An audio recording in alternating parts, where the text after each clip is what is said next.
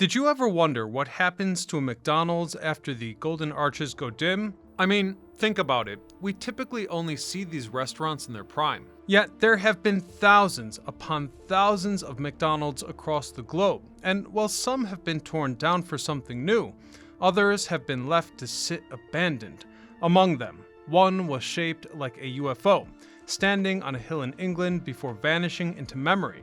Another lies on a windswept military base at the edge of Alaska, frozen in time with 1990s prices still on the menu board. And perhaps the strangest of all, a McDonald's built on a barge for Expo 86, which now tilts half sunken in the waters of British Columbia. So what stories do these forgotten arches still tell, and what happens to a McDonald's location after it gets left behind? Stay tuned to find out as we explore the unusual stories of abandoned McDonald's locations. I'm your host Ryan Socash, and you're watching It's History. So, I'd like to start with the fact that fast food as we know it was born in the years after World War II, when America's highways were filling with cars and families wanted meals that were cheap, fast, and consistent. Roadside drive-ins had existed before, but in 1948, brothers Richard and Maurice McDonald introduced something different at their San Bernardino, California stand. Instead of car hops and long waits, they streamlined the process into an assembly line for hamburgers, fries, and shakes. Customers just walked up, placed an order, and walked away with food in less than a minute. It was this system that caught the eye of Ray Kroc, a milkshake machine salesman who partnered with the brothers in 1954 and turned their model into a franchise empire. Within a decade, golden arches were rising across the country, with Restaurant 1000 opening in 1968 in Des Plaines, Illinois. This happened just as the interstate system was reshaping American landscape. By the 1970s, McDonald's had spread overseas, with its first international branch in Richmond, British Columbia in 1967, and then its first European location in the Netherlands in 1971. And by the end of the 1980s, McDonald's had more than 10,000 locations worldwide. The brand had become shorthand for fast food itself, standardized menus, brightly lit dining rooms, and golden arches beckoning motorists from the roadside. In suburbs, cities, and small towns, the chain came to embody the convenience and uniformity of modern life. And while new stores were constantly opening, the sheer scale of the empire meant that some inevitably faltered, leaving behind shells of once familiar spaces. Now, although most failed locations are promptly razed or repurposed, it is worth taking a closer look at those that somehow fell through the cracks and were left abandoned. In Portland, Oregon, one of the earliest McDonald's restaurants in the Pacific Northwest opened its doors in 1962. This was the company's first in that city, and it was built in that classic style designed by architect Stanley Meston, a glass-fronted box flanked by two giant golden arches that just seemed to soar endlessly into the sky, especially from the perspective of a child. Again, for families driving the newly expanding highways, this was a type of beacon of modernity. Hamburgers cost 50 cents, and children who grew up in the Portland area still remembered the thrill of walking beneath that particular location with those towering arches. By the 1980s, McDonald's had moved on from that look, replacing many of the original designs with standardized brick buildings. But in Portland, something unusual happened. A new McDonald's was built right next door, and the old 1962 structure was spared. For decades, it remained on the lot, used for parties and events, not serving everyday customers, but preserved almost as a living museum of McDonald's history. Locals grew attached to it, regarding the building itself as a kind of roadside landmark. Even so, eventually, nostalgia couldn't compete with corporate modernization. In 2018, the owner announced the vintage structure would be demolished to make way for a new, updated restaurant with digital kiosks and a sleek, uniform design, meaning Portland's last original McDonald's came down after 56 years, leaving only photographs and memories. What was left in its place is a perfectly ordinary location, indistinguishable from the thousands of others, Yet the loss of the old building tells us something about the brand itself, that even its own history is often sacrificed to maintain a forward-facing image. And in a way, that contrast makes the next case all the more striking, because instead of being replaced, this next McDonald's was just left standing, frozen in time, almost literally. Adak Island had been home to a U.S. naval air station since World War II, and by the 1980s, it supported a small but bustling community of service members and families. And in 1986, they got a new luxury, a McDonald's. For those stationed at the edge of the Pacific, it felt like a direct connection to home. People still recall the excitement of that grand opening, Big Macs, fries, and milkshakes, suddenly available in one of the most remote places imaginable. For nearly a decade, the restaurant thrived, catering to thousands of base personnel. Even though prices were higher than on the mainland, the Golden Arches became part of daily life in Adak, serving as a reminder of normalcy in a windswept, isolated outpost. But when the Cold War ended, the base's mission faded. Troop numbers shrank, and the town emptied. Hence, in 1994, the McDonald's was closed for good. And that's what makes it so eerie. Unlike Portland's restaurant, which was bulldozed and rebuilt, the Alaska McDonald's was simply left abandoned. The building still stands, battered by decades of harsh Alaskan weather, with its walls now covered in rust and moss. The drive-through board is frozen in time with a 1990s menu, and inside, old benches, kitchen equipment, and even signs were left behind, like a time capsule sealed when the last employee walked out. Few places capture the word abandoned so completely. It's a McDonald's frozen in mid-sentence, preserved by remoteness and decay. An honest picture of what happens to a restaurant when the community that once ate there disappears. And indeed, this is a very unique example, as not every McDonald's falls with such isolation. In one Canadian city, a totally different story unfolded, where a restaurant which stayed open for decades became infamous as the so-called worst McDonald's in the world. I need to preface a little bit. This McDonald's was so derelict that it might as well have been running out of an abandoned building when it was still in operation. You see, in downtown Ottawa, a McDonald's stood for decades that was less known for burgers and fries than it was for chaos. It opened in 1985 as one of the busiest locations in the city, right on the edge of Bayward Market and close to popular transit hubs. For years, it was a popular late-night stop for students and bargoers, but by the 2000s, it had gained a very different reputation. According to CTV News Ottawa, police were called to this location more than 800 times in 2017 alone, a staggering number for a single establishment.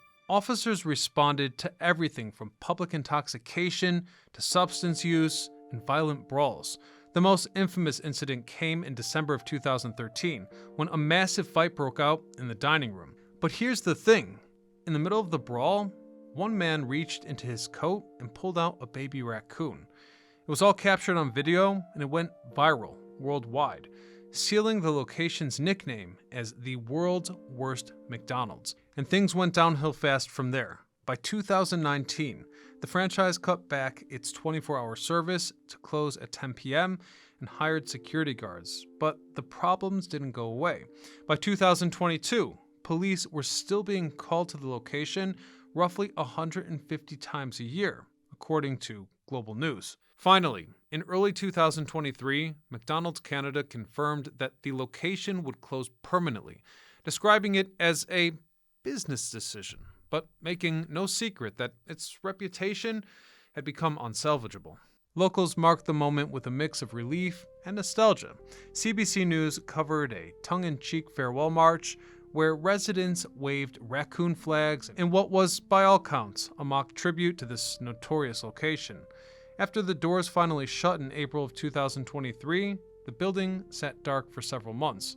The golden arches were stripped from the facade, and the windows covered with a for-lease sign hanging in the window. For the first time in nearly 4 decades, the corner stood without a constant churn of customers, sirens, or late-night fights. Though not abandoned in the classic sense, the silence itself felt uncanny. A space once infamous for noise and conflict now left empty, as a shell awaiting its next tenant. And while this case shows that a franchise can collapse under the weight of its own notoriety, another Canadian example reveals something stranger yet. A McDonald's built not on land, but on the water.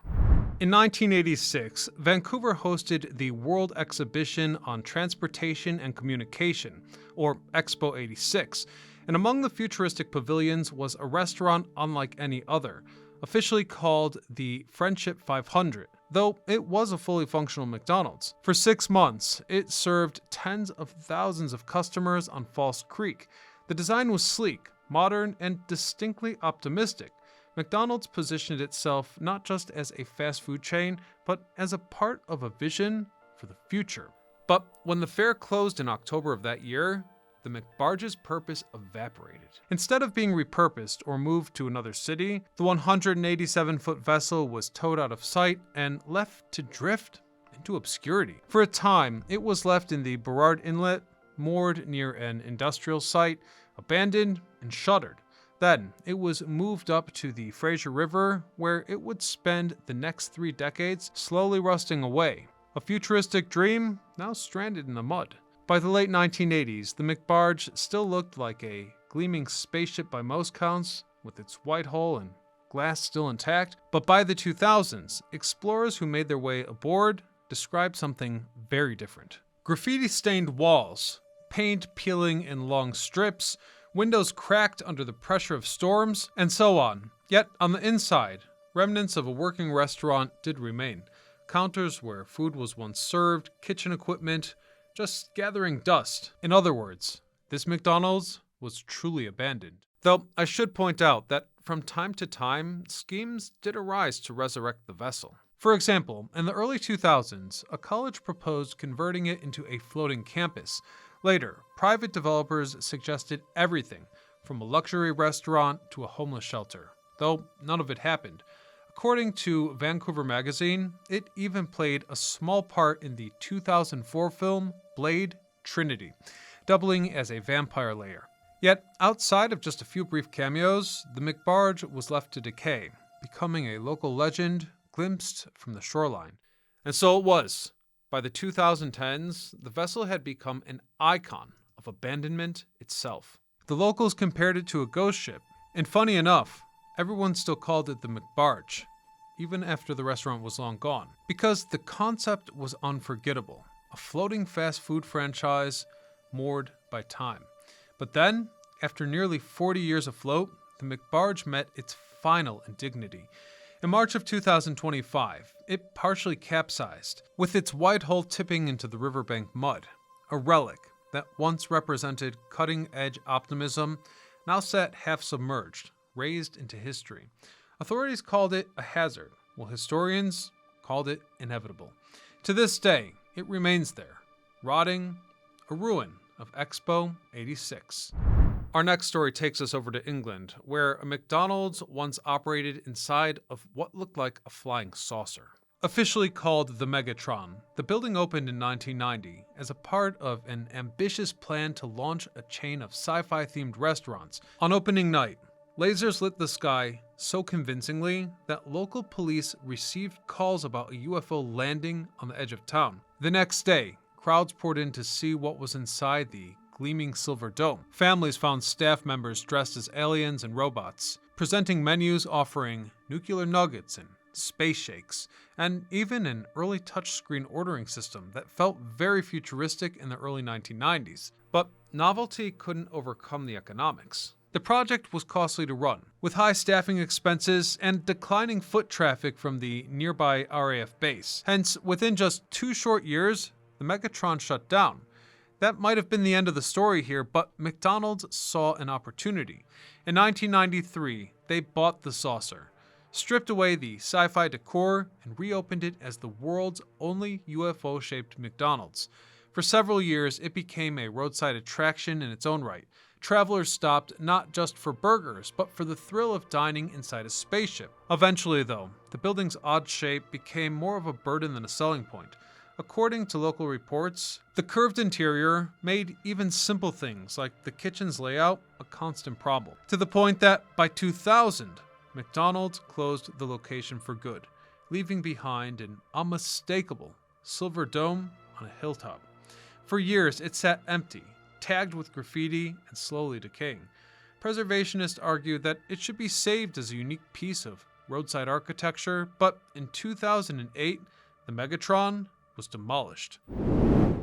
In conclusion, I'd like to offer an honorable mention to a viral image that's been circulating the web for some time now. An abandoned, Soviet-style McDonald's supposedly left behind after Chernobyl. The picture shows cracked walls, dim red booths, and a faded set of golden arches in the middle of a crumbling concrete Soviet block. Now, this image may look convincing, but according to Snopes, it's a fabrication. The images were generated and shared online as a stunt, meaning no such restaurant ever existed. Even so, I have a little confession to make. It was seeing that picture that made me curious about what real abandoned McDonald's locations look like. So I hope you all enjoyed it. I know it was a little bit different than our normal format, but sometimes you got to change it up. All right, hit that subscribe button to see what we do next. I'm your host, Ryan Socash, signing off.